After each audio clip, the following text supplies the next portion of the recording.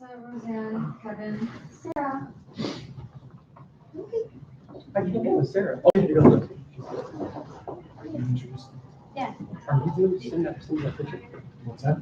Thumbs up? Sure. Oh yeah, I'll send the picture. You really want the thumbs up? I mean, yeah, sure. I have to send it to my wife so she knows how important I am. And now That big time house. you'll cross out Jack Corella and you'll say, best husband of the There you year." go. Look, I was awarded this. Look So at you... what I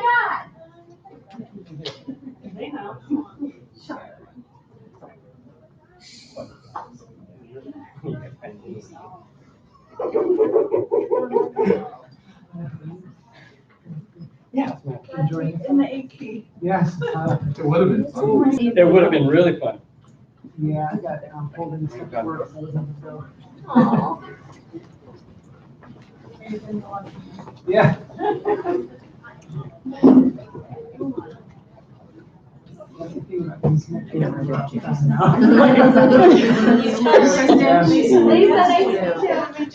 We're going to Ireland next month, and I'm actually looking forward to just saying, I can't do everything, you know? Like, I'm gonna be busy. I mean, I'll talk about my kids, but other than that, I can say no. You can pick and choose. Exactly. That's right.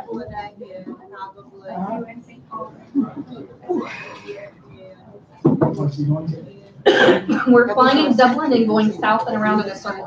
Good, So you're facing we're gonna forward. cross the border I just- for like one day, but not really doing anything. So no Belfast, we're gonna stay in the southern part. I'm sorry, what's your name? Kevin. My husband plays the ballroom, which is a traditional Celtic drum, and he bought a custom drum from a man that lives in Ireland, and custom drums of this kind are like $500. So you can get like, it's not like a violin, which is like thousands, it's like $500. So, but still, he's very, very proud of it, and so I contacted the guy and said, hey, I really want to surprise my husband with a drum lesson while we're here, and yeah. So isn't that cool?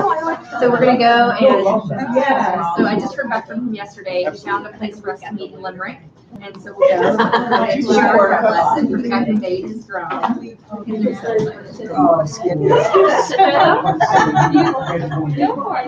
No, we already had it. Yeah. But so this will be next. I saw your text. Yeah. Okay, good. Oh, yeah, routine. She is feeling better today. You want to trade Peggy? She had a fever.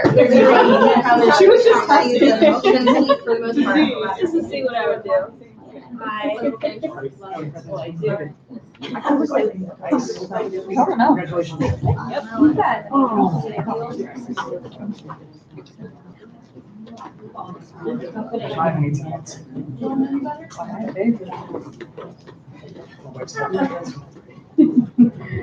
All right, good afternoon, everybody. How was lunch? Good. So, my name's Kristen. For those of you that don't know me, I am ATI's treasurer. And right now I have the privilege of introducing our expert panel. So, big thanks to, first of all, our experts for being here. Thank you guys so much for making yourselves available to us, letting us pick your brains. And thank you to everybody that sent in questions, because we're gonna be throwing them at them today. So, and this will be moderated by Julie. So thanks, Julie, for moderating. It is my pleasure to introduce to you Lisa, Roseanne, Sarah, and Kevin. Is that your name? No, I'm just kidding. And Kevin for being here. So That's Grandpa's. you take it away. Do you guys each want to introduce yourselves? Why don't we do that? We'll have each of you introduce yourselves for, just a minute. Minute. Should we start with me? I don't know if the microphone's just on. 1 You minute. need to turn it on. 1 minute. Yeah, just 1 minute.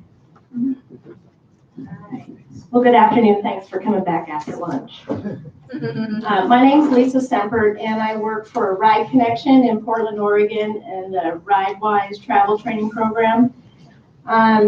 Pushing 15 years for our program. I've been there, I'm in the middle of my 11th year. started as a travel trainer, moved up to travel instructor, and now I'm supervising the program. It's my favorite job ever. I have a 2-page resume. I've worked in mental health, dual diagnosis. I've been a drug and alcohol counselor. I have worked in foster care. I've worked in special education. So it took two pages of a resume to get me to where I wanted to be, finding the right fit. So I'm super happy, and I think all those things just made me a better person to be able to work as a travel trainer. So really happy to be here. Yes, hi, my name is Roseanne Bopp, and I'm retired. So let's start with that. I started as a travel trainer in New York City in 1972. A friend of mine said he had become a teacher for a program, and he said, I think there's a job you'll be a perfect fit for. I'd like you to interview. And I was doing a philosophy paper, and I was like, well, it's got to be better than this. And think about it. And I went for the interview, and Peggy interviewed me, and I had no idea. She was like, what do you do if somebody has a grand mal seizure? And I'm like, I think that's French. And I got the job, and it was we were funded through the federal government initially, Title I, if I'm not mistaken, maybe I'm wrong. And a few years after that, we were picked up by tax levy, which is New York City Board of Education, Department of Education. I wound up finishing my degree in elementary education, special education, and women's studies, and became a teacher and a classroom teacher, and then I came back to travel training, which was my passion. I've also had a varied history. I've worked with teachers and paraprofessionals, not make a lot of money. So I've worked in a nursing home, I've been a waitress. Waitress probably paid the best, and but my love was always travel training, and I was a trainer for approximately 5 years, and in our program, that's someone who does get specialized training, a 3-month training program, but you do not have your teaching certificate. And in New York, to be the coordinator of the program, the paraprofessionals work under a licensed teacher, but you have to have your bachelor of BA, your master's, and then 30 credits beyond your master's. So I did that for 35 years, and I'm a founding member of ATI, and I was so happy when we were going to connect with other people doing this, because this was pre-Facebook days and even cell phones for some people. So I've met wonderful people who are friends, and I love traveling, and thank you for having me here. I'm Sarah Green. I've been in travel training since about 25 years. The first 5 years of my program, I started I was a paraprofessional in a school program, and my boss came and said, so we need somebody who wants to take the bus and show people how to take the bus. I was working in an adult special needs program with a wide variety of people with special needs. So that was something they kind of assigned me to do.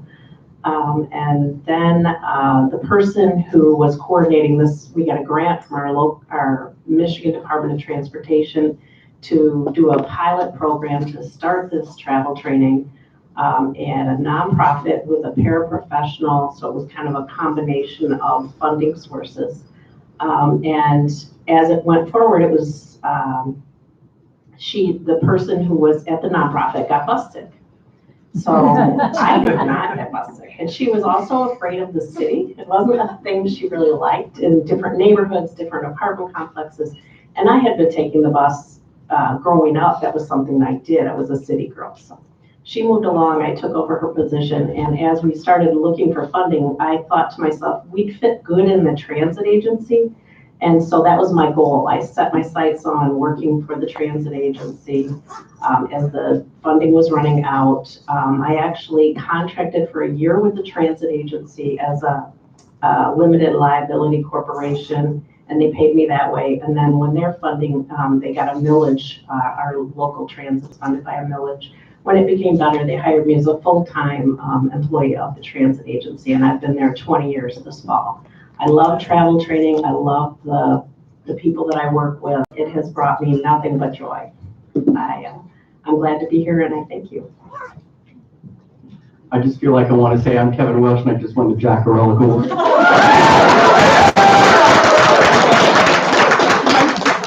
Oh, but I'll be saying that to you guys all weekend. Kevin Welsh.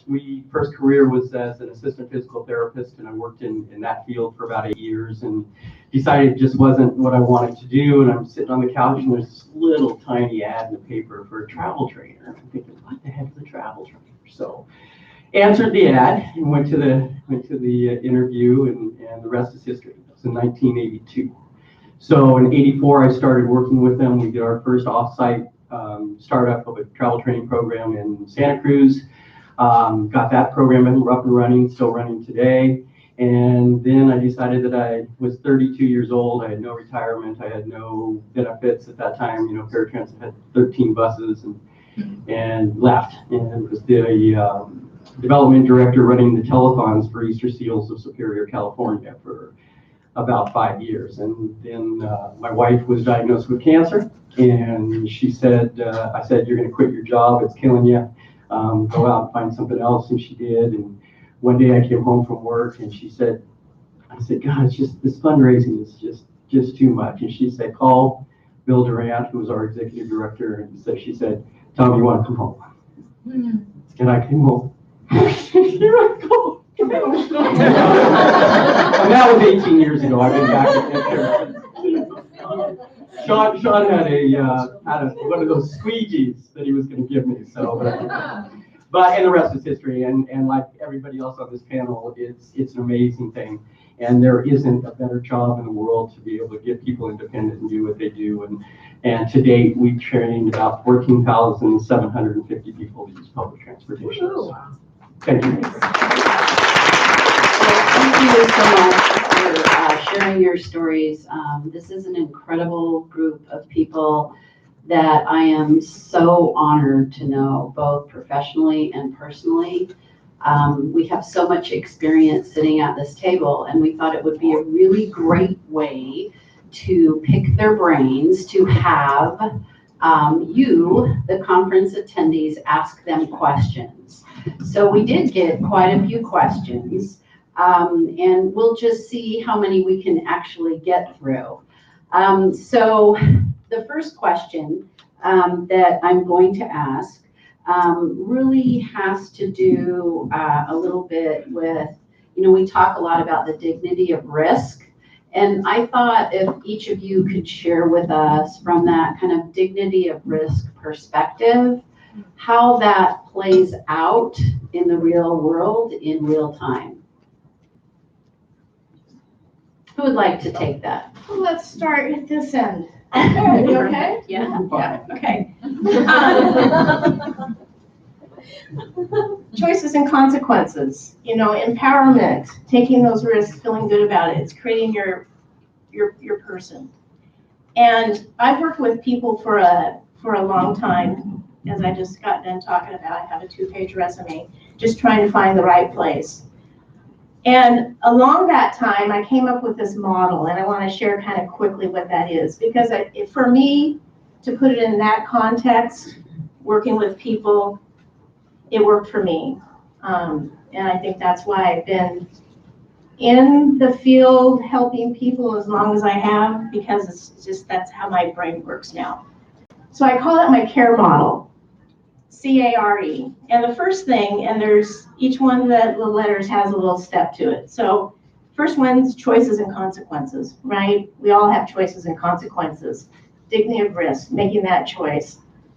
Positive and negative consequences. You make positive choices, most likely you're going to have positive outcomes. Negative outcomes, and you learn from that.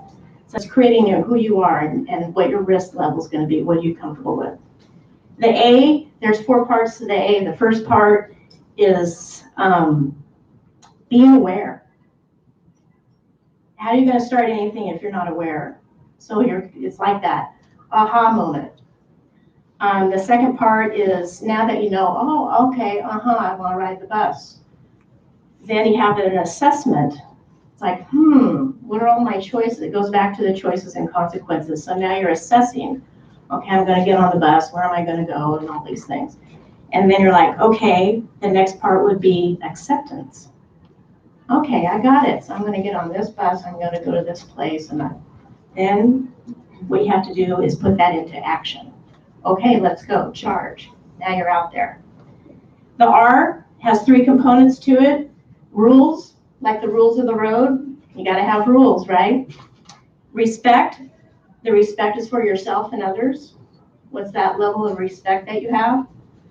And then taking responsibility, owning it. Then it doesn't, none of this goes anywhere. You know, you're in a car right now, right? CAR, you're in a car. So what's the last element that you have to get this thing going for yourself? Any ideas? What's the fuel of the car? Gas, energy, right? So all this is just, these are these components, but until you can get going and helping your customer get that effort, you know, otherwise it's just, okay, I have all this stuff, you got me there, but now we have to actually go out and do it. So you put that effort or you put that energy into it, and now you're on the move. So I hope that kind of gives, that's the way I think. And with each person, everyone's so different and their needs are so different. If I keep it within this context, I'm pretty successful. So I give that to you.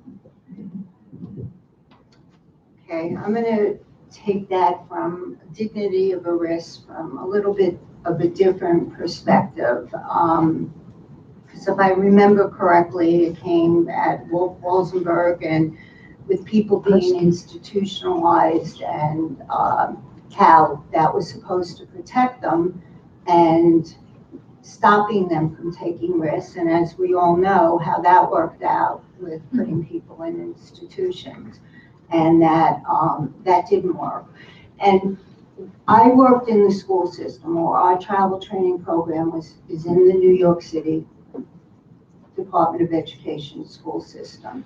And primarily we work with students between the ages of 14 and 21 that are moderately to severely impaired, whether they're cognitively impaired, emotionally impaired, we could even say that anymore, on the autistic spectrum, deaf and cognitively impaired.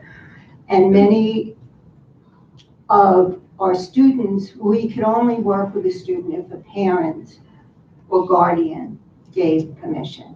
So the dignity of the risk aspect, many times the students wanted to participate in the program and they want to be independent, but you have the fear of the parents. So a lot of our workshops, and maybe 50% of our work was dealing with parents on letting their child take a risk. And I would never judge a parent on that, because if you have, any parent wants to protect their child, and if you have a child with a disability, there's so many emotions involved in that. And I'm not sure if our education system, we have new laws, you know, or IDEA, they're not new, but when I started, we didn't have that, and students tended to be more independent because they didn't get busing after a certain age. Once there were more services started, there was less risk-taking involved, and they were actually able to be on a school bus from when they entered public school until they left, and with very little life skills. And parents felt safe. So how do you speak to a parent about allowing someone who's never stayed in the house by themselves, never used a telephone, never cooked, because everything was done? How do you say, I'd like to teach your child to cross Fifth Avenue and take a bus and take the subway. So a lot of the speaking to the parents was about letting go and showing them videos, having students who had achieved it, having other parents speak about how afraid they were. Because I had one parent, Mrs. Berger, who made a deal with me. She allowed her son to ride his bicycle through the neighborhood, and he was a moderately impaired Down syndrome young man. And I did not allow my son, who was normal, 8-year-old, and she said, I will allow David to be travel trained when you allow your son to ride a bicycle. So when I got home from work that day, my son said, can I take my bike out? And I said, yes. What happened? I said, David Berger. So the joke in my house was, thank you, Mrs. Berger. And actually, they did get to meet years later, which was wonderful. And I learned a lot through my parents. And any getting out of bed in the morning, you take a risk. Getting on a plane, getting in a car, the state of anything, going to school, it's a risk. But you're not really living unless you take that risk. And helping parents work through, it's almost like the stages Kubler-Ross spoke to, like to go through the denial, to go through the anger of having a child with a disability, because society's set against them. No matter what we say, there's stigmas, they don't get enough supports, people have to work, and it's just hard. And to help people through to get to the point of accepting that if something happens to your loved child, 18-year-old while they're traveling, that there's no guilt involved. You did the best you could, and in letting them go with good instruction. I'm not just saying, go out into the street. That's why there's travel training, because they need specialized instruction. And I'd say in the majority of cases, we were successful with the parents and the students. And some parents I would speak to once a year for 3 or 4 years before we'd get permission, so they got to know me and trust me, and it still works like that in the Department of Ed. I don't know if that made any sense. Yeah, but no, that was it wonderful. did. Yeah, thank you so much. Sir, Kevin, would you like to? I'll be brief because I know we have other questions, but the dignity of risk is so evident I have a brother who was in my first travel training group. He has Down syndrome, he's 56 years old. And just looking at my brother Dan's life as compared to his counterparts, some of them are the early stages of Alzheimer's. Alzheimer's and Down syndrome kind of end up being related in some ways. My brother and I lost our parents when we were quite young, so Dan has had to step up. He's lived semi-independently. He has taken buses across town for 18 years. The last 2, he has been on paratransit because he's got some mobility issues. But Dan's life, even though he's difficult to understand, he took 2 buses to work 3 days a week. The dignity that he has and the confidence and the intellectual abilities as a 56-year-old person with Down syndrome, I really do relate to being let go. It was something we had to do.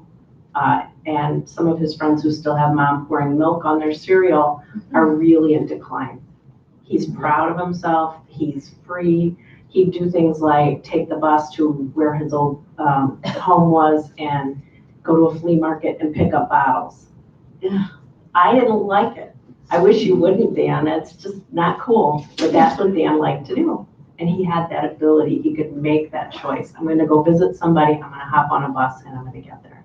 So I've seen it like in my family, and I really believe that letting him go and having him be independent has kept him strong and healthy. So.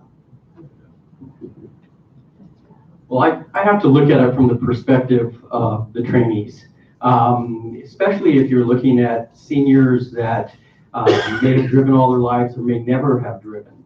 And then they become isolated, totally isolated. They can't get out, they can't do anything. Their friends are still driving, they're still getting out. But the thing that is always amazing to me is that these people sit and watch the horrible things that we see in the news, but then they take the chance to go out, ride a bus by themselves, being vulnerable. I mean, you know, they're very vulnerable, but they chose life over isolation. And whatever they need to do that. So in my opinion, from my career's perspective, that's who I really owe the biggest thanks to, is because it takes a lot of guts. And you heard it yesterday in the video. It takes guts to go out there and get on a bus. And even if you have somebody to show you how, thank God that's what we do, because they wouldn't go out because they didn't know how. And now that we can show them how, they get out and take that chance, and the difference it makes in their lives is amazing. And you see it right away. That's the coolest thing about this job, is you get instant gratification for everybody that you make independent and you lead them. And unfortunately, in my case, it's usually those sweet little ladies that want to make me cookies. You know, before I did this, I was 180 pounds, but these ladies making me cookies has just killed me all the way. So it's the trainings. It really is. Thank you all for such diverse answers to that question too. That was just a wealth of information. So this one is kind of an interesting one that came just right before we closed the Survey Monkey from a participant. So what do you do if someone isn't ready for training? They've entered your program, they've been referred, and they're not ready for training. So I don't know, Kevin, did you want to start this time? Sure. What do you do in those circumstances? Well, I mean, I think the first thing is never believe from a referral form that person can't do it. Okay, because I've seen some referral forms that said, oh my God, this is never going to work. And I've seen some that say this is going to be a 2-day training that turned out to be absolutely the opposite.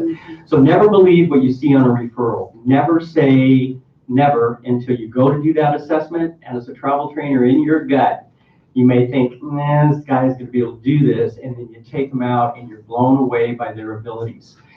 So never count them out. But if you do get to a point where you're out there and you've been out with them a couple of times and there are some things that are really not going, they can't cross the street safely, they're not making good decisions, you're asking them the questions and they're not answering them the way that you'd like to hear, the one thing that you've got to be able to do is say, you know, you're not ready for this right now. But then incorporate that village, their teachers, their parents, everybody around, whatever the issue is, why they can't do that. And let them know that you're not ready for this right now, but we're going to make you ready for it. And we'll try our best to get you out there, and your mom, and your dad, and everybody's going to help you do it, because, you know, they've got to be able to have something to look forward to, and never set them up. I mean, if you go to do an assessment and it's very clear this just isn't going to work, then don't set them up for failure. Okay, so be really careful when you look at that. I work in the transit agency, and this won't be popular. Sometimes we give people conditional temporary eligibility for a year.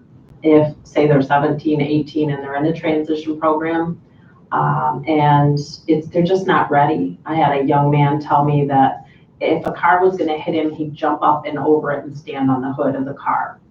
And he really honestly believed that for whatever reason. And nothing I could say or do, and Carrie is here too, when she tried, we tried to talk to him about it. That's really not rational. No, we can't do that. Well, I can do that.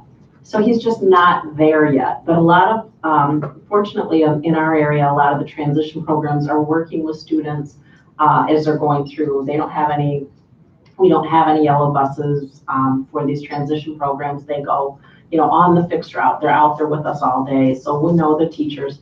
In 2 years, we'll look at it again, or in a year, depending. And hopefully he'll have developed more skills. I do recommend other options, including paratransit. Don't tell my boss.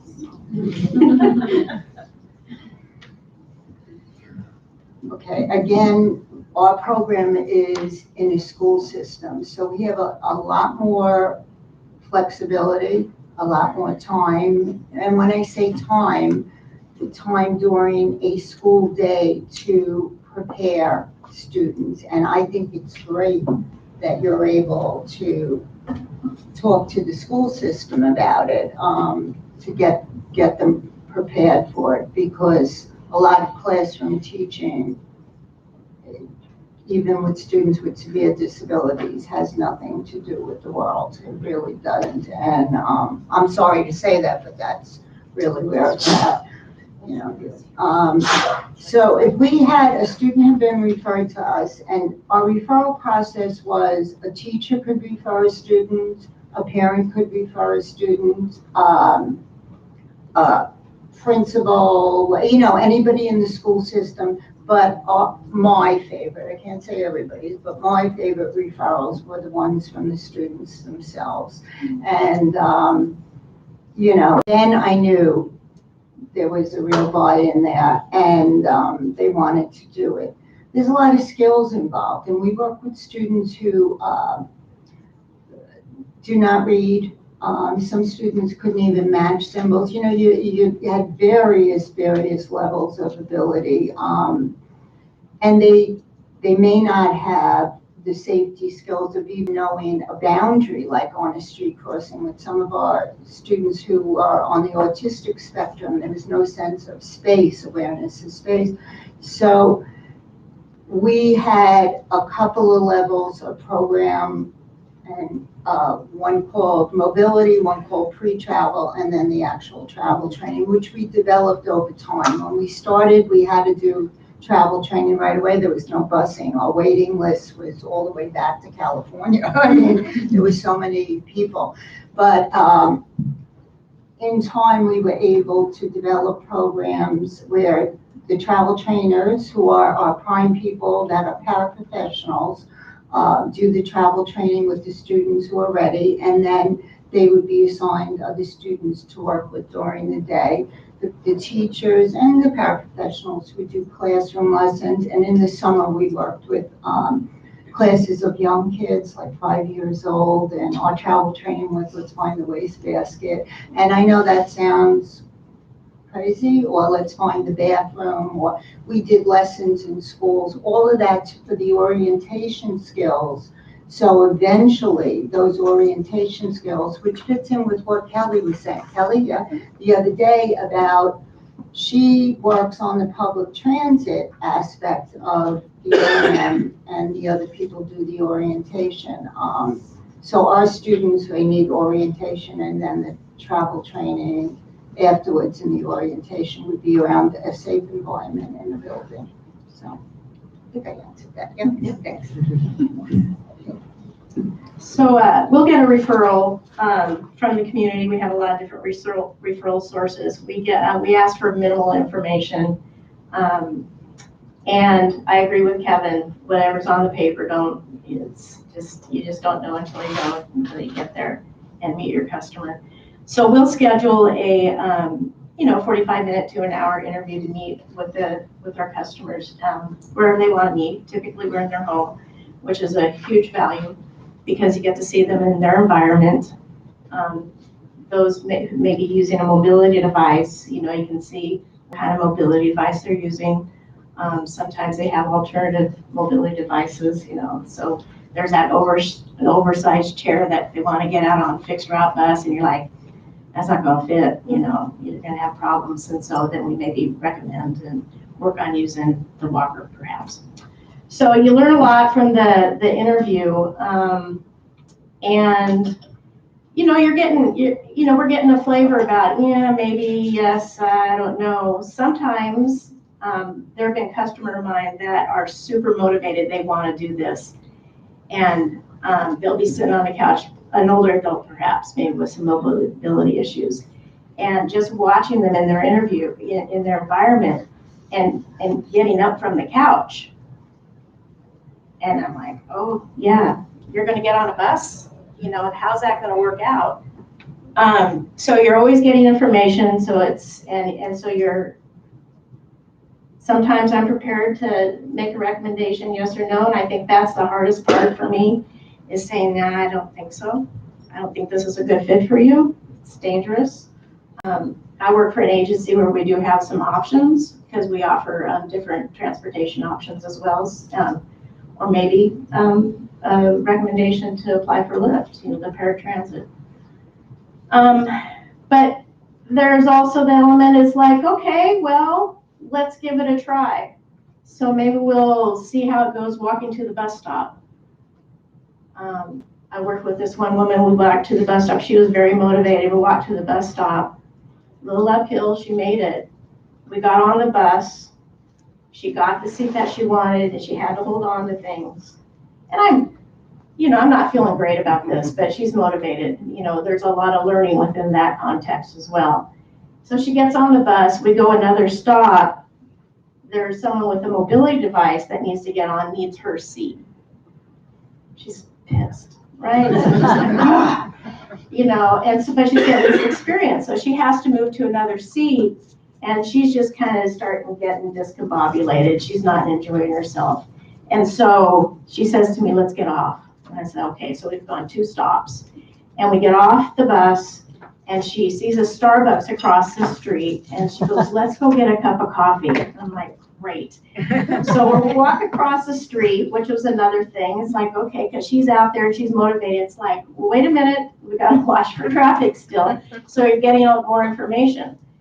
And so I'm just sitting there. So she's getting her coffee. I'm sitting at the table and I'm just like, how am I going to do this? How am I going to do this? How am I going to say this?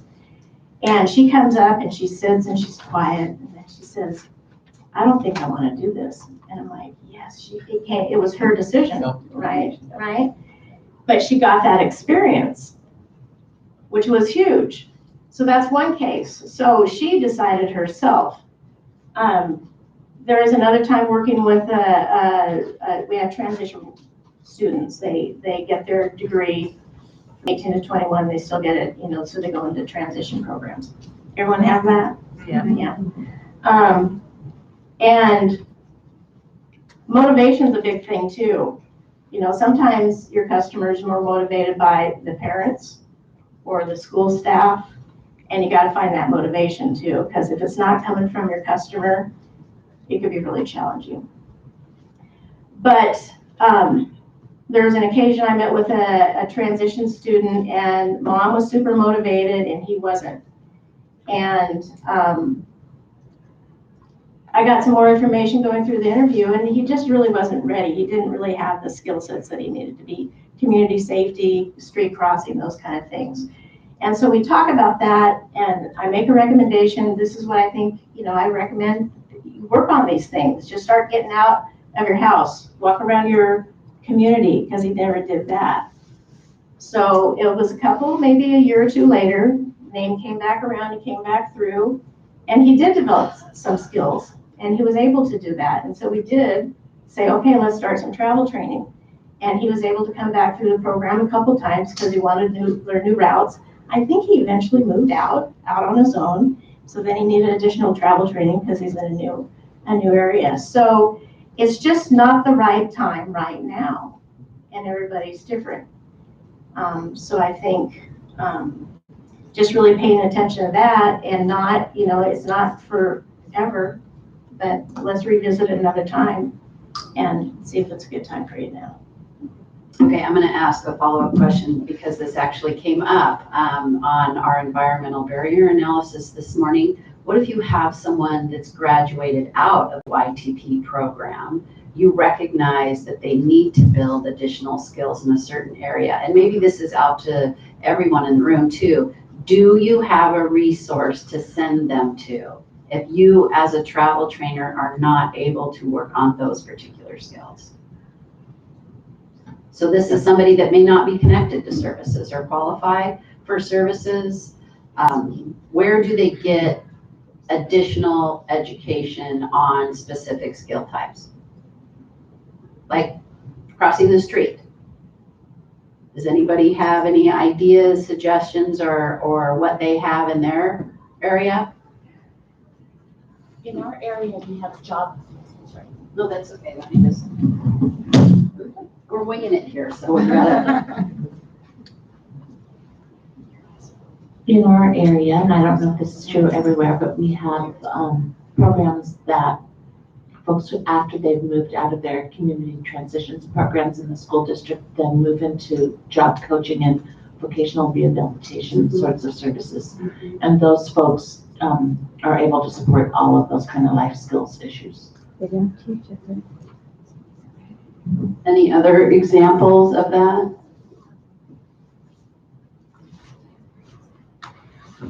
One of our community colleges has what's known as an advanced program, and there's students that graduated from the transition program.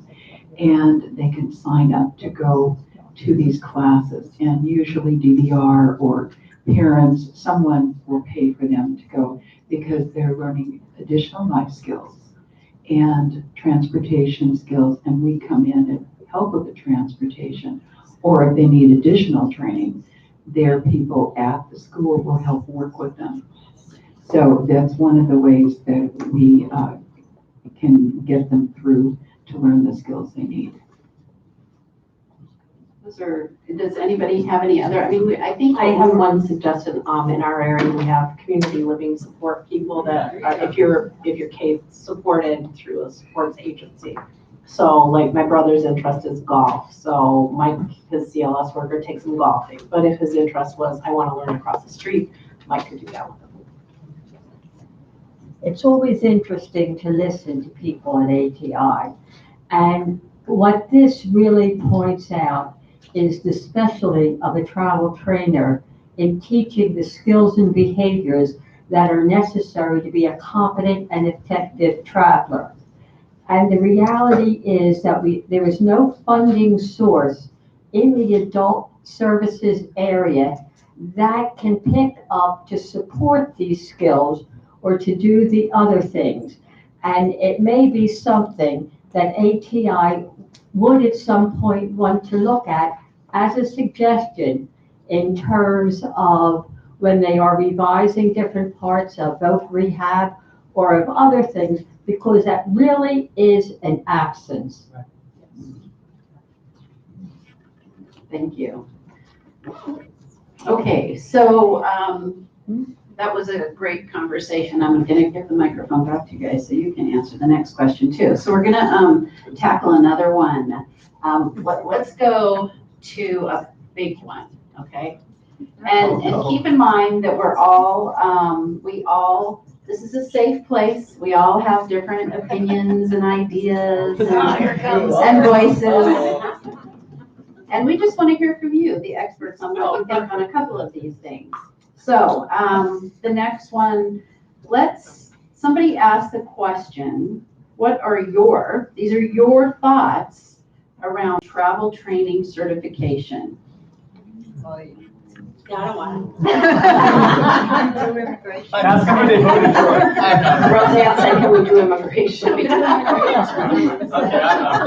I'm not afraid. For those of you that aren't founding members, that's what ATI was supposed to do. That's really what we wanted to do. And at that time, we had Western Michigan University, who had started a travel training 2-year program for travel training, had sent interns off to try to find work. And at that time, we were early. There weren't enough programs to support people coming out of school in the field of travel training to get these certificates going. And they ended up going on, most of those people went on to go and become wonderful orientation and mobility specialists. There was a call for that. So in my personal opinion, I think that certification is a good thing if we can figure out the best way to do that. Easter Seals Consulting is making a good step towards it. And with all due respect, the only concerns that I have is I was lucky enough to be able to be involved in the Train the Trainer program that Easter Seals Project Action did. Great program. I was lucky enough to travel across the country, and many people that I see here at ATI today came out of those trainings that we did. And that's an excellent start. But from that point, I always tell people you need at least 30 days to even let a travel trainer in the field train somebody by themselves. You got to send them through training for at least 30 days before you even think about them taking a student out by themselves or a trainee, okay? I always say that a travel trainer is not a skilled trainer for a year before they ever get all the skills necessary. So my only problem with the current process is that I think there needs to be a lot more field training involved before a certificate is given. My other concern is liability. for me to say, okay, you are a certified travel trainer, and that trainer goes out and something horrible happens, and whoever comes back and says, why did you certify that person? Okay, now who's liable for that? I mean, who does the certifying body that said, yeah, they're great, and then they go out and do something, and somebody comes back and says, hey, what made you certify this person? Why did you give them a certification to do this? So that's just my personal feelings about it. I think it's outstanding that Easter Seals Consulting has started the process because it's getting people talking. It's giving a step in the right direction. But the only thing that I would like to see more of in that is more field experience before you get certified. And so if you want to talk about at all too, maybe, future growth trends in our profession in relation to professional development opportunities as well as certification too. So we can kind of wrap that all up in one if you'd like to answer any of those. Or you can stick with certification. Your choice. The only thing, the curriculum was developed by some of us here that Easter Seals has used. Kevin and Julie and myself were involved in the original curriculum in 1990 or 2004. In 1994, when I first got into this business, Peggy and a woman named Patty Voorhees, who works for ATI, which is the organization that went for Western Michigan. It was saying you had to have a university degree to offer travel training, and that's something that I completely disagree with. Not to say that our profession isn't valuable, that maybe somewhere down the line, all of us could benefit from more education, because I'm learning the older I get, the more I learn.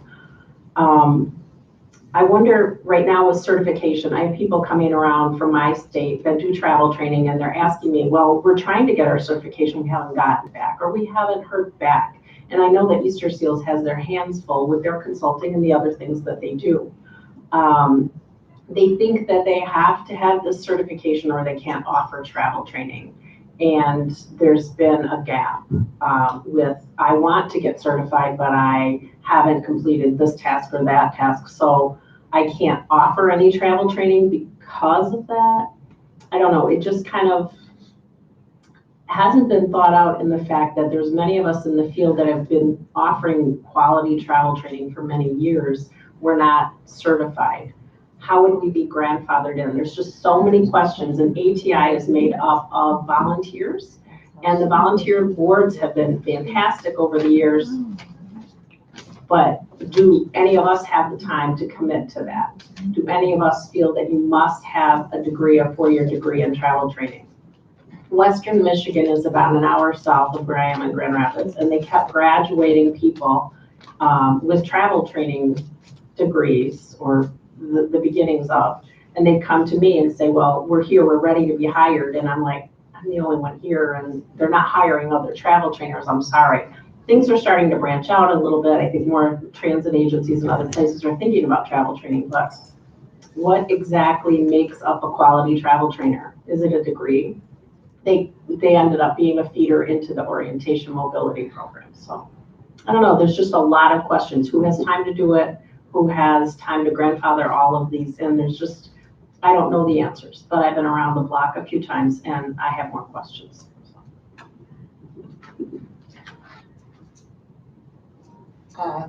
Yeah, I'm with Sarah and Kevin on all of that because I know the best travel trainers that I've known in my life have been people who do not have a degree in education or a BA in it.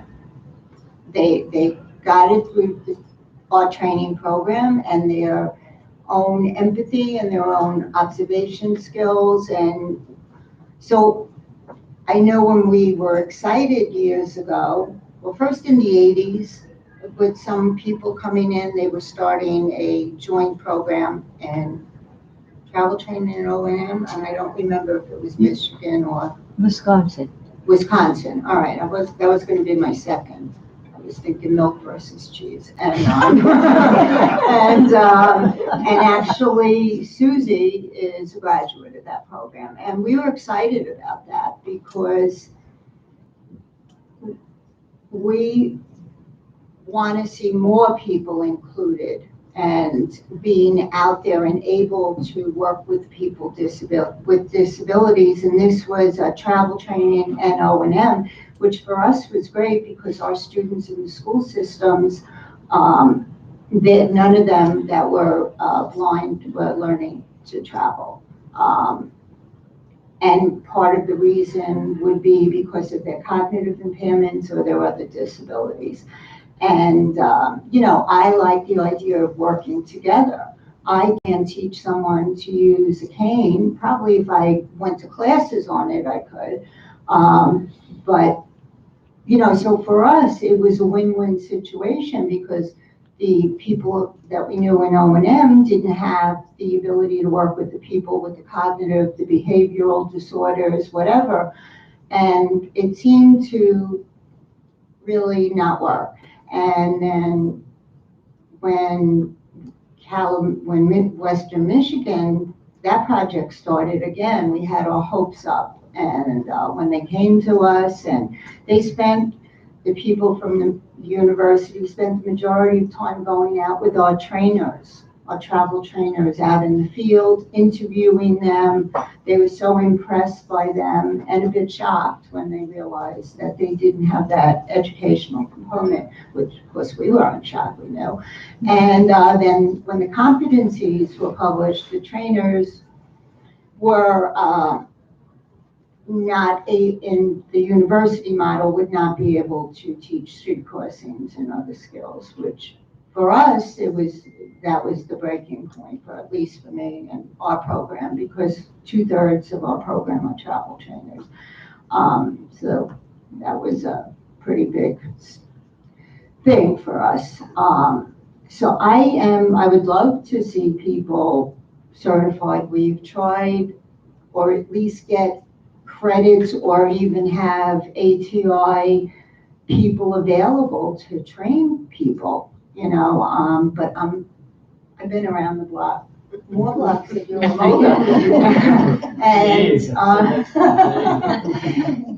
and I'm really not sure what the solution is. It can't just be a classroom program, and it would help to have someone be able to get a degree in travel training, and you wouldn't have to give years of training, because you could have a certified teacher and it still takes them years to learn how to do travel training with us. So I'm not sure. So I could have probably said, I don't know, quicker, but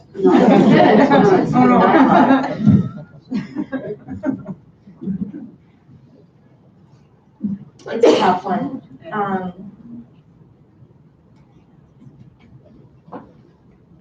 My personal experience is when we're looking to hire travel trainers, we're looking to hire people with people skills. It's got to be the right person. You can teach the transit skills, right? But you got to know how to work with people and understand people and connect with people and build those kind of relationships. And so, I mean, if you find that person, you can teach them how to be a travel trainer, and we do. I mean, we do the vetting. We put the announcement out there, and we'll look at the paper. And again, you can't really find out who that person is on paper. They look really good on paper, and then you meet them and they have a conversation with them. You're like, wow, how'd that happen? That's a big disconnect, right? So it's really interesting, and sometimes it's very surprising, and sometimes when people will walk out and we just kind of look at each other like, wow, you just don't know. But once you find that person, and and sometimes it just takes seconds, it's a really fast thing. We hired our most recent travel trainer, and we're all just, we were in the room for 30 seconds and we knew that she was the one, and the one for this specific position, because it was an isolated, working in a different transit district. She was going to do all the outreach, and she was going to get and she was a go-getter, young, motivated, smart, have the people connection. And we taught her how, and she turned out to be a great travel trainer. And I think the other thing of it is that could be restrictive is just the cost. Who's paying for it? You know, who's going to pay for this? So that's a concern. It's like, all right, how much is this costing to get certified? I don't know. I guess you got to start the discussion, right? We have to talk about it and figure it out, and the efforts are out there. But you know, I'm looking towards retirement, not getting another certification. Just saying. I know I look really young, but I could. It was kind of interesting in the conversation. You know, I heard professional development is important, vetting is important, and proficiency standards are building proficiency. And it kind of reminded me back to how we teach trainees to be independent travelers. It's almost like that's what you guys are talking about, to teach trainers to be travel trainers. So I've just an observation and listening to you guys. Yeah, and the way that we train our trainers is we spend. And so for someone new coming into it, because I didn't know anything, I was well into my 40s, so I'm giving myself away. Before I even got on a bus, I was always driving, and there was a bus stop a block away from my house. And I'm like, I don't know how to do this, and I'm freaking out inside. And I just wanted to get off the bus, but I had to get to downtown. And so it's like, okay, I'll do this. And there was nobody to help me, you know, I just had to figure it out. And that's where that experience comes in. But for our training, when we're training our trainers, they get to work with each of our travel trainers, and then we flip it on them, right? And so then we shadow them, and because you're not going to learn, like Kevin said, it takes a while to get your groove down and make sure that you're doing what you need to do and doing a good job. So, yeah, I think we really have a good program. Well, thank you, everyone, for your insight and your time and your energy, and being willing to share your voice with all of us. We made it through, 4 questions, and there's 12 on this list. So that comes to kind of the end of this session. But we all are very vocal and opinionated in sharing people, and there's other networking opportunities. There's the Idea Cafe tomorrow.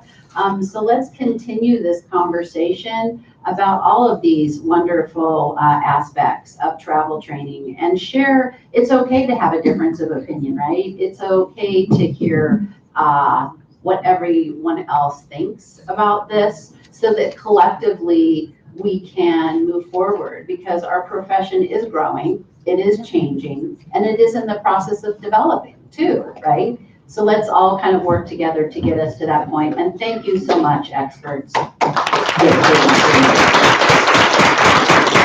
That's probably what Julie was just saying. We do have some questions left over, and I think that we could probably use them. What I was about to say is we are planning, and the experts don't even know this yet, a part 2 to this session, which you'll probably hear from me very soon, that we're going to try to do via webinar. And so my hope is that we can address some of, if not most of, the remaining questions. So you guys will hear from me soon.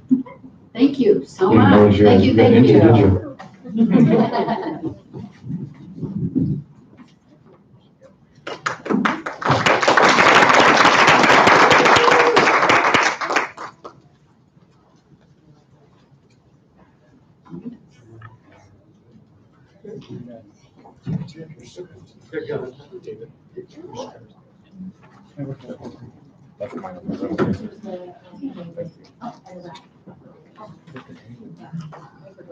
Right now.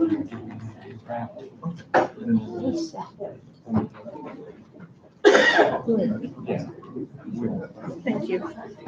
Appreciate your support. Okay, just a couple minutes. We will get started with the raffle. We're doing one last call for tickets. Kristen and Christina in the back. I'm going to buy a few more myself. You don't want to be the last one to buy them.